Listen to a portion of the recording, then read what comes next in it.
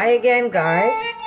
Today I'm going to show you, I'm sure by the time you see this video, my cornbread video would have been up already. But I'm just going to show you, this is such a nice hearty bread to eat. When I say hearty, it's a nice hearty bread. Make sure your corn flour or your cornmeal is organic, because I don't trust corn today after what they've done to the corn and the soy today. So if you want to buy corn and soy, always make sure that it is organic and no GMO. So now, I've got my yeast in there, I've got my rosemary, I've got my flour, and I have my corn flour, but we're going to jazz this up just a little bit. So here I'm going to show you a great way to sneak some omegas into your kids' diet, and that's simply by taking some ground flax seeds, and you're going to take about 1, 2, you could take about 3 tablespoons of ground flax, and for decoration you can put some that are non-ground. But you know, if you're going to put this in your bread, you're really not going to break this down and get the omegas out of it. You have to either soak these or you have to ground them, and that's the only way your body's going to be able to take in these omegas. By the way, this is a great egg replacer. So I'm going to put some of this, I'm just going to sneak just about maybe 1, 2 tablespoons of it, but mostly for decoration, because I do have my ground flax seeds in the recipe. Now remember, this is your bread. You can put what you want in it. Since I have the rosemary, I'm also going to put some crushed garlic, which gives it a nice little garlic, almost like a garlic bread. But what I'm going to do is I'm not going to make a loaf of bread this time. I'm going to make breadsticks, or almost like a ciambella, which is basically a loop, a bread loop. And kids love that. They love eating fun stuff. So get creative out there. So that's 1. We're going to put 2. Now, along with the olive oil, I'm going to put maybe a tablespoon of vegan butter, just for that extra creaminess. But you really don't need it.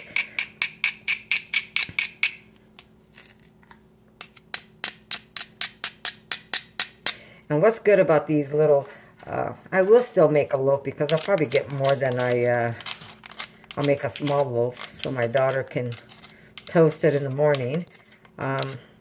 Mind you, if it's got garlic, I'm not sure she wants to eat this in the morning. But if she wants a little snack later on, she could always have some. So we need warm water to this. First, let me give this a good mix. I mean, you don't have to mix it, but it just makes it easier when you incorporate the water inside your bowl. Okay. I did forget salt. Let's not forget the salt. Now, like I said, this recipe is going to be up, except it won't have the flax and it won't have the garlic in it. But this recipe is going to go up as a bread loaf. So I'm just going to get a little bit of maple. There we go. And we're going to start off with our first is 1 cup water, but I'm sure I need a little more because my measuring is never on point. I always overfill my cups. So I'm just going to put just a little extra and see if that's okay. And you want warm water, because it really, you see, I told you I need extra water. You need the warm water because it's going to help get that yeast going. Even though it's a quick rise, but that warm water is going to do the trick. So now I'm going to add to this some olive oil.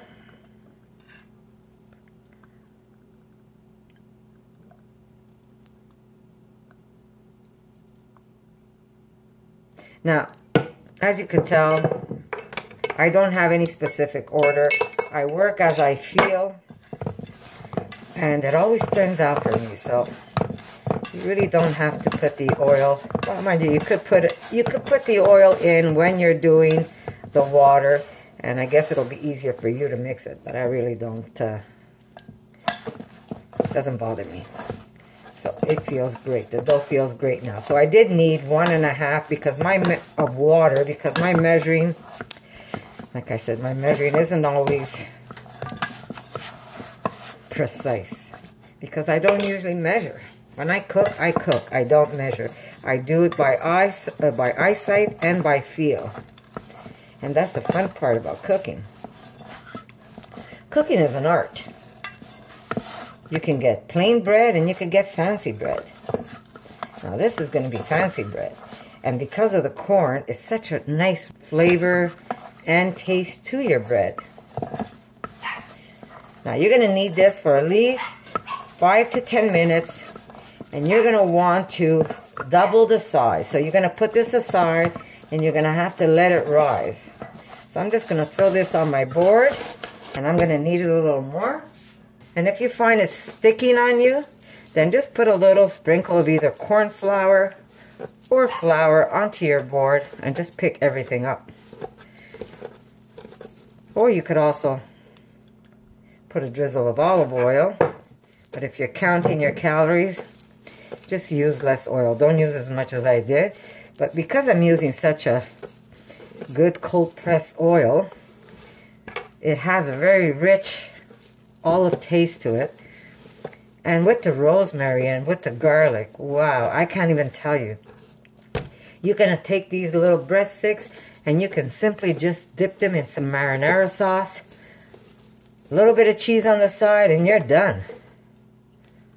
It's just simply delicious. So remember, the more you knead your dough, the more you bring out the gluten in the bread, and it makes it a nice stretchy bread for you. So I'm just going to clear this off. Now, you're probably wondering, why are you putting up all this bread recipe? Well, why not? I'm going to try and make a series for you on all the different breads I make. And there's nothing like a nice piece of bread. You don't have to sit there and eat the whole loaf. But it's just nice and so delicious, especially if you have a nice little chili. This goes great with chili. Nice chili dish and some of this cornbread, the best. And it has a nice, you see what you want? You don't want your dough over too stiff. If it's too stiff, you didn't put enough water. It has to be, remember, if you put a little water, okay, here's the deal about the water.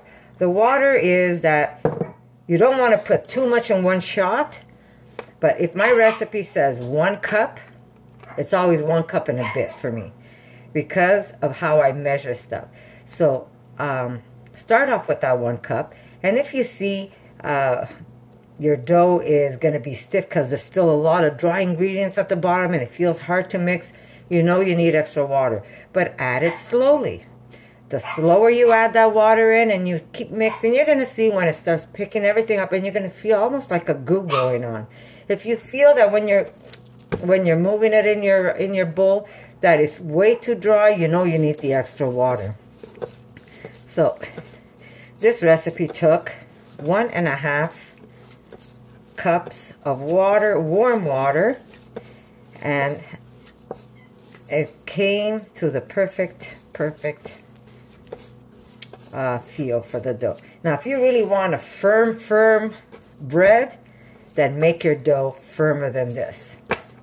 So here we go. I am going to leave it on here, and I'm going to, or I could put it, actually I could put it in my oven. My oven has bread proofing in it. So basically put your dough with a little bit of oil at the bottom and on the top.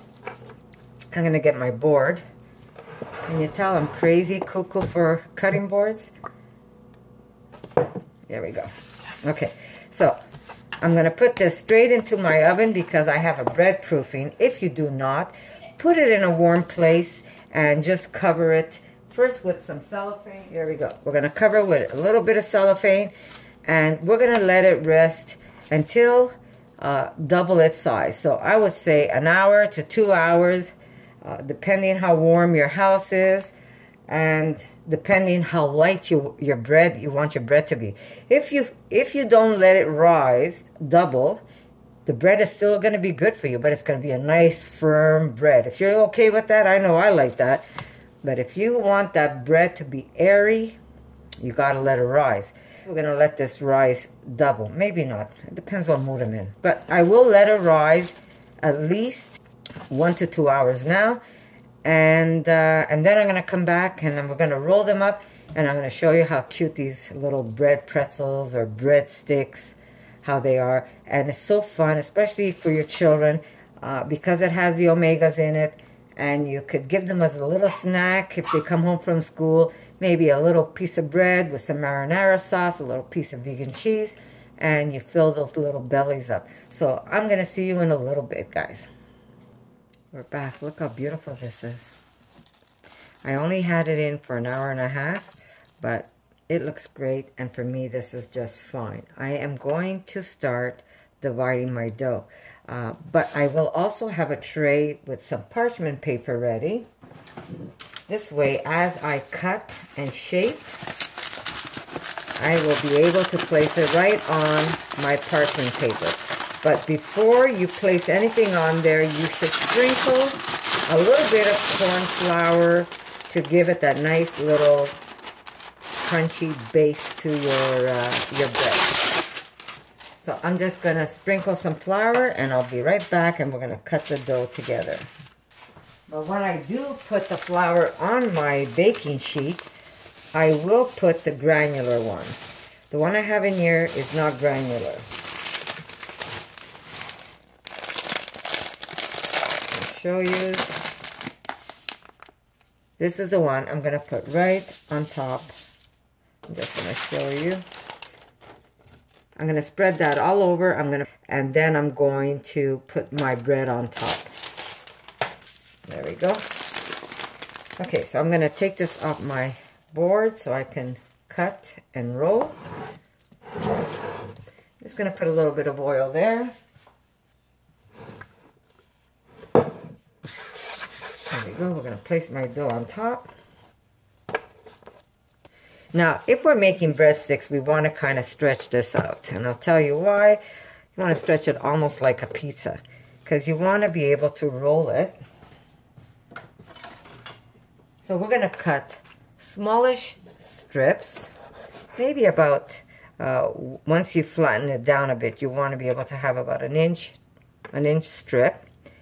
And it's just going to give you some nice breadsticks. They're not going to be super small, and they're not going to be super big, but they will also grow in the oven, because we're going to put this to rest again.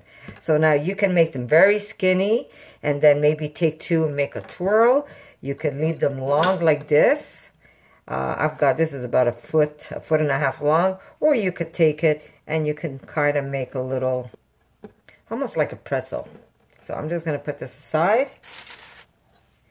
And same thing, so I'm not going to make them super small. And just put it over to the side again. So again, it's up to you how long or how thick you want them. And that's the shape that I'm going for. Now again, if you don't want to make the rings, you can make long breadsticks. But if you're going to make the long breadsticks, I would say separate tray. So this one, because some might cook faster than the other. So since I'm making rings for my daughter, I am just going to continue. And this is going to be served with a little marinara sauce and some sliced cheese. There we go.